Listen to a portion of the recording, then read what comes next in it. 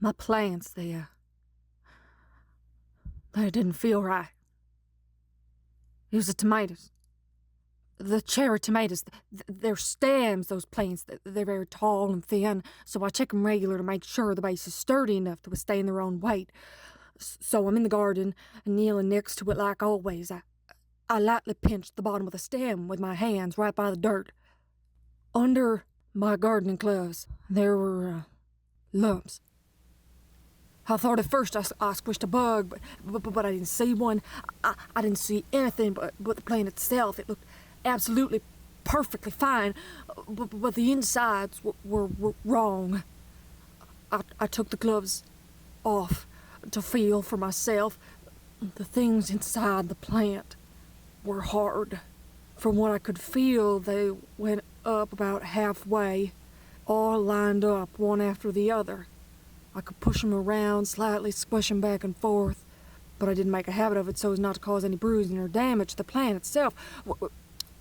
One side of each lump was relatively flat, while the other side was jagged, maybe a little pointed. They weren't sharp enough to puncture the stem from the inside, or if they were, I wasn't pressing hard enough to do so. Were they beetles, calcium deposits, some sort of infection? Surely, if any of these were true, the plant would be obviously harmed, but... And I can't stress this enough. It was fine. I know my way around a garden, and it wasn't anything I've heard of before. I plucked off one of the cherry tomatoes and squished it in my hand. Nothing wrong inside, smelled normal. I ate it. It tasted delicious. The other 5 tomato plants all had strange bumps inside of them too. And I know what you're thinking.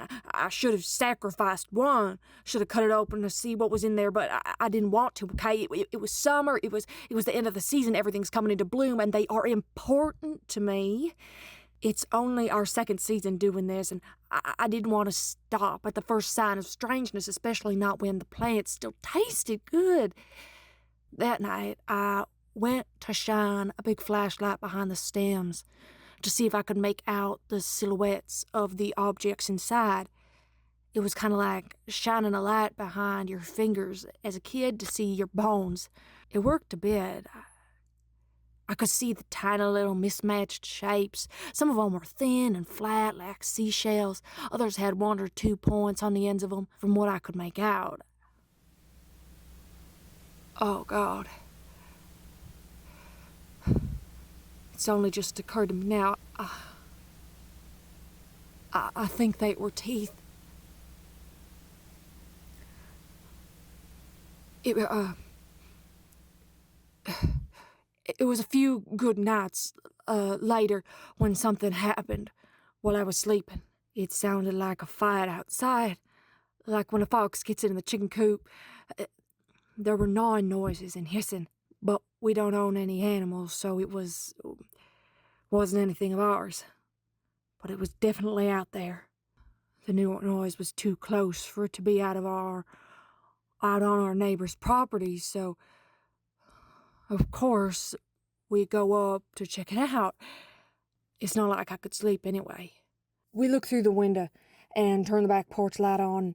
There's a coyote in the garden, growling and baring its teeth, but it wasn't fighting another animal. It was staring down at the plants, nipping at them, trying to scratch at them, but backing up like it was afraid, like the plants were snarling back.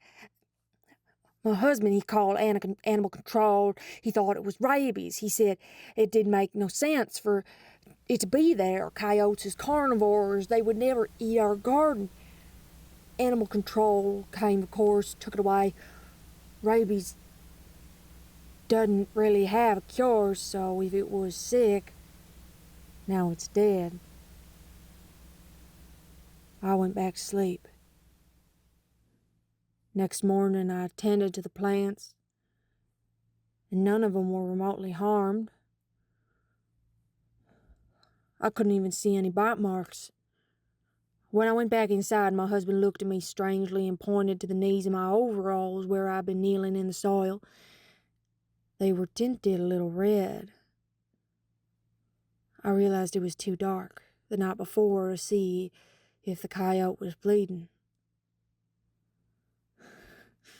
You know, you all have the luxury of knowing that this is a story that I'm telling you, and therefore every detail I share with you is important, that it's all building up to something bigger, but when you're in it, when you're just experiencing a short series of vaguely strange events through the course of weeks, how the hell are you supposed to connect them?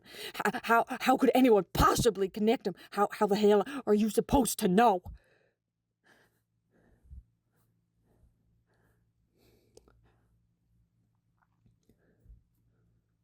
Our cantaloupes were ripe this morning. And oh, they were perfect. We've never got 'em so big. You could smell how sweet they were from the back porch. It was so exciting. I was so excited. I pulled one off the vine.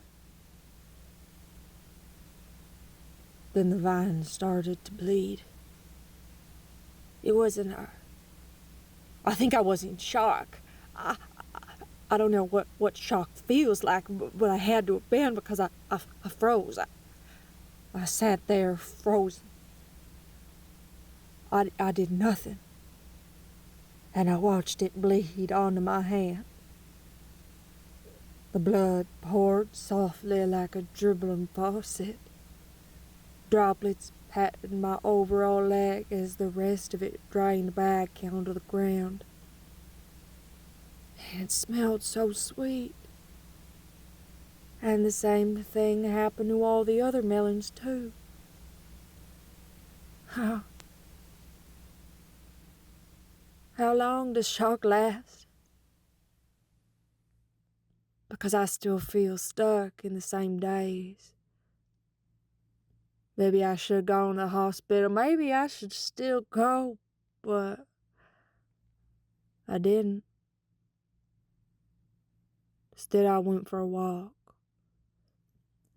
I put the cantaloupes on the counter, and my husband is at work. So I went for a walk, and I was approached by someone, by something. It had a black hoodie and wore glasses with a silver chain on them. It had dark hair and a highish voice in a British accent, and it looked, no, it didn't look tired. It looked hungry, and it was staring directly at me.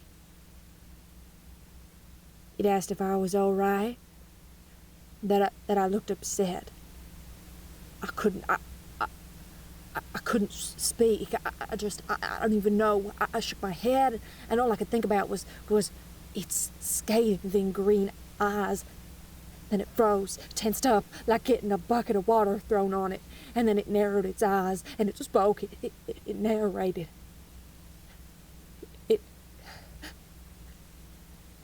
It narrated me.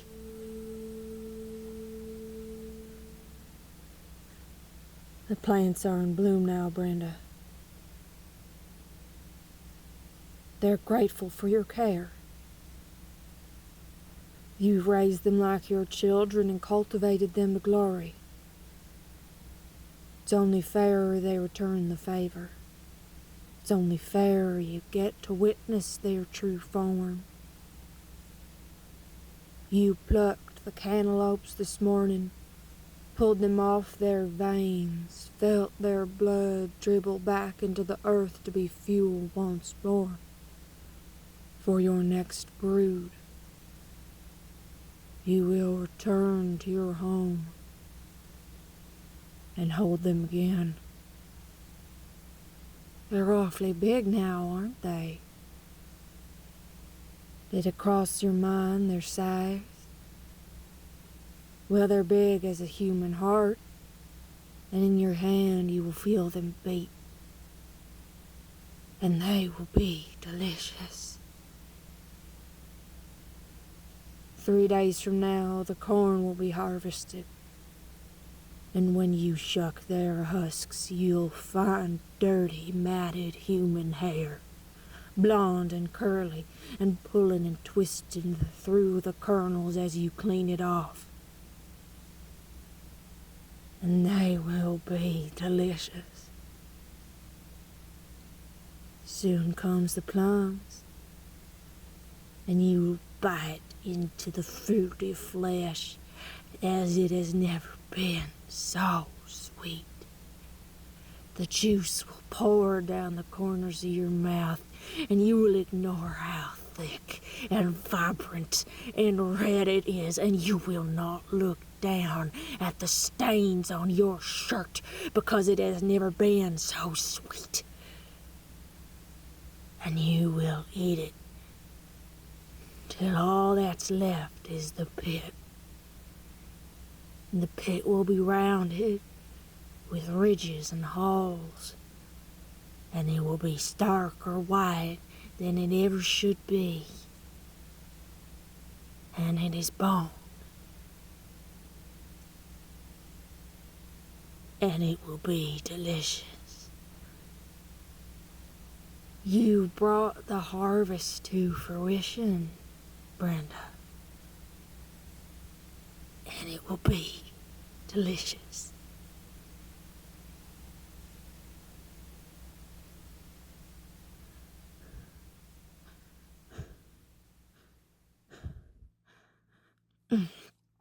I've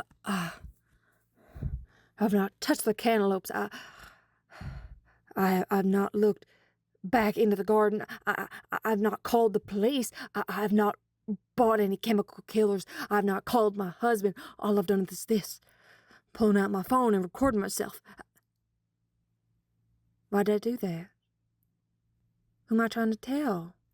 I never done something like this before. I never wanted to do anything like this before. I don't even fully recall when I started talking. Why am I doing this? Why am I here? What's happening to me? The cantaloupes is still on the counter. I'm looking at them right now. I can't. I can't tell if it's on my head, but if I look at them too long, I think they're pulsing, and I don't want to eat them.